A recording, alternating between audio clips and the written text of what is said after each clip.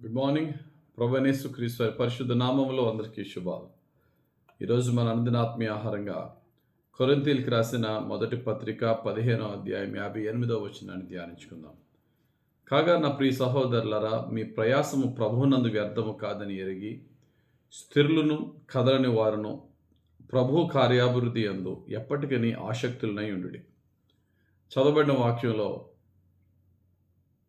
ఎవరైతే యేసుక్రీస్తునందు విశ్వాసములో ఉంటూ ప్రయాసపడి పనిచేస్తూ ఏంటి ఇంకా నా యొక్క పనికి తగ్గ ఫలం రావట్లేదు, ఎంతగానో ప్రార్థన చేస్తూ ఏంటి ఇంత ప్రార్థన చేస్తున్నాను అయినా నా ప్రార్థనకు జవాబు రావట్లేదు, ఇంత పరిచర్య చేస్తున్నాను అయినా దేవుని యొక్క అభివృద్ధి ఆశీర్వాదం నా జీవితంలో ఇంకా కనబడట్లేదటని నిరాశతో బాధపడుతున్న వారికి దేవుడిస్తున్న మాట ఏంటంటే, ప్రియులారా, సహోదరులారా, నీ ప్రయాస ప్రభువునందున్న నీ ప్రయాస వ్యర్థము కాదని తెలుసుకొని 3 పనులు చేయంటున్నాడు.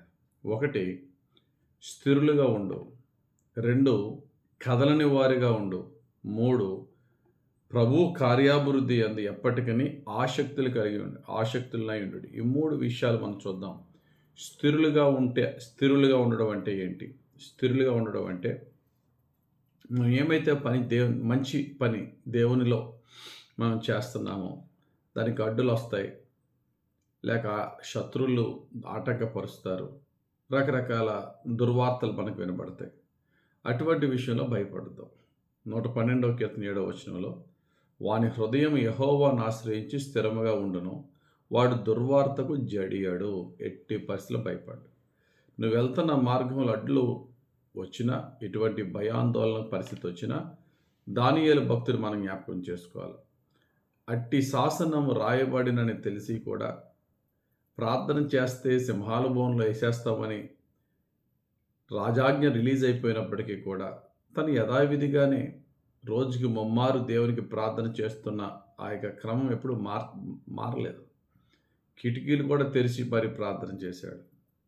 కాబట్టి దానియేలు ఎంత స్థిరుడుగా ఉన్నాడో మనం కూడా ఒక మంచి పని చేస్తున్నప్పుడు అడ్డులు, ఆటంకములు, భయాలు వచ్చినా భయపడకుండా స్థిరులుగా ఉండాలి. 2, కదలని వారంటే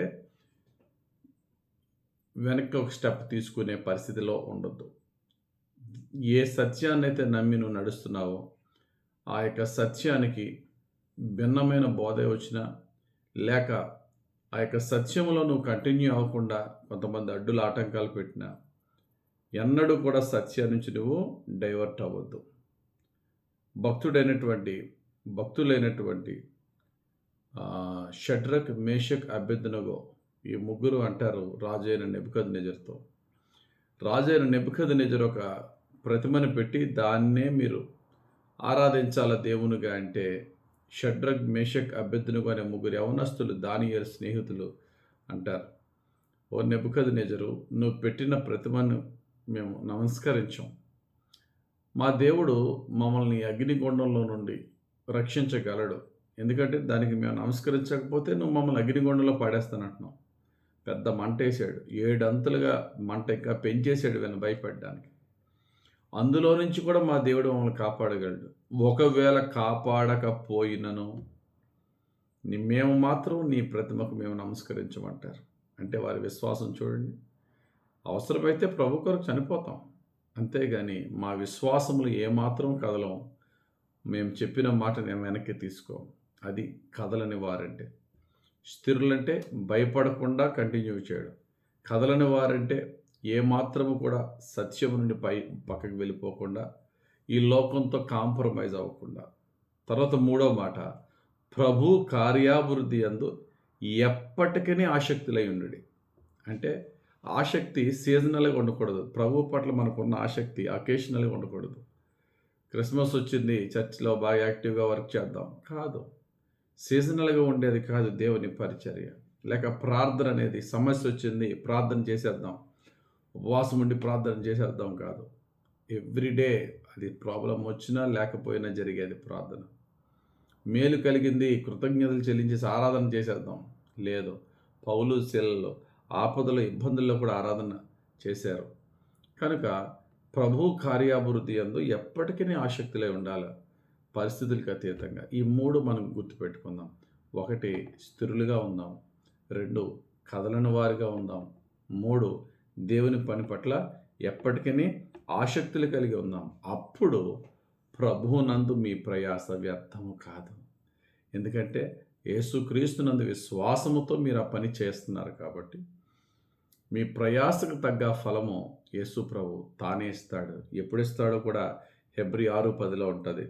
మీరు చేసిన కార్యమును మీరు పరిశుద్ధులకు ఉపచారము చేసి ఇంకనూ ఉపచారము చేయుచుండుట చేత తన నామమును బట్టి చూపిన ప్రేమను మరచుటకు దేవుడు అన్యాయస్తుడు కాడు. మన దేవుడు ఎవరండి? అన్యాయస్తుడు కాదు. మనం చేసిన సేవను మర్చిపోవడానికైనా అన్యాయస్తుడు కాదు. ఖచ్చితంగా తగిన సమయం నీకు అంటూ దేవుడు ఏర్పరిచాడు. ఆ రైట్ టైంలో నీకు రైట్ హెల్ప్ దేవుడు నీకు పంపిస్తాడు. ఎందుకంటే నువ్వు ఆల్రెడీ చేసిన దాన్ని బట్టి. గలతీ 6:9లో ఉంటుంది. తగిన సమయం వడ్డీతో సహా దాని యొక్క ఫలాన్ని దేవుడు మనకిస్తాడు. అంటే మనకు రావాల్సిన దానికంటే ఇంకా ఎక్కువ కలిపి దేవుడు ఇస్తాడు. విశ్వాసం కలిగి ఉండండి. పునరుద్ధానం ఇక కొరింథీయులకు రాసిన మొదటి పత్రిక 15వ అధ్యాయం అంతా పునరుద్ధానం గురించి రాయబడి ఉంటుంది. మరణము తర్వాత దేవుడిచ్చే బహుమానం కూడా ఎంత శ్రేష్టమో ఎంత స్థిరమో అనేది చెప్తున్నాడు.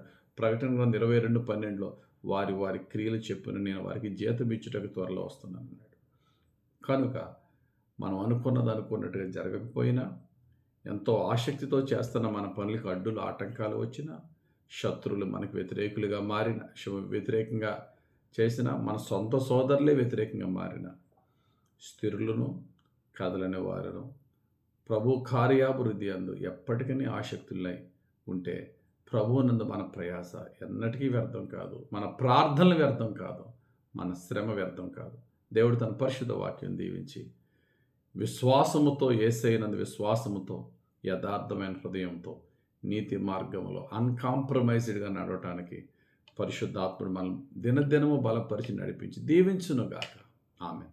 పరిశుద్ధుడా, ప్రేమ కలిగిన తండ్రి, ఈరోజు ఇచ్చిన వాక్యం మాకు రక్షణగా, నీ యొక్క విశ్వాసంలో స్థిరులుగా ఉండుటకును, దేనికి భయపడకుండా కృంగిపోకుండా ఉండుటకును నీ ఆత్మతో మమ్మల్ని నడిపించమని, నీ సత్యంతో మమ్మల్ని ప్రతిష్ఠించమని, నీ దక్షిణ హస్త బలమే ఎప్పుడూ మాకు తోడుగా ఉంచి, నీ దక్షిణ హస్త కార్యాలతో మా గొప్ప శాంతి సమాధానం దయచేయమని యేసయ్య పుణ్యనామంలో ప్రార్థించి వేడుకొనుచున్నాం తండ్రి.